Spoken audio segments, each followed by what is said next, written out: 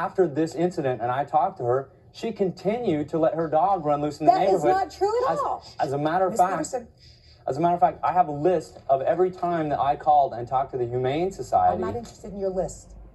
There are 2 other dogs in that neighborhood that look exactly like my dog. Listen to me. Gentleman comes to your house and tells you that your dog got out of this chained area that you had the dog in, and this is what occurred. To me, a normal response would be, well, let me go out and see whether the chain is broken or anything else. My dog was outside chained up. Now, when he came to your house, where was your dog? He was in the house. He had just come into the house. No. Baloney. No, he was on the chain when I got home from work that day. Listen and to me. I let him in the house. Oh, that's Ms. right. Peterson, I don't believe you. I don't believe you. I don't believe that this man, who was very, very careful about getting into his car and following the dog, and the dog, who you said, well, there were lots of dogs that look like my dog.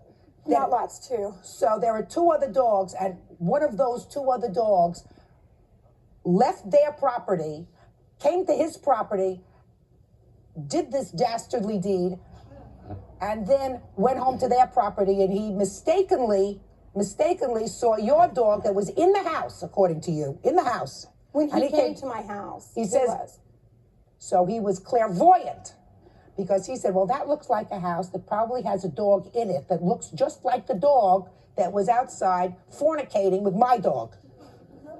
That sounds stupid to you? Give me a break. You didn't take good care of your dog and it was running around the neighborhood. That's not true. Of course it was true. Aren't you following me? Didn't you understand me? How could he know that a dog that looked just like the dog that was with his dog in the backyard happened to live in your house if the dog was in your house? Doesn't make sense. It's not true.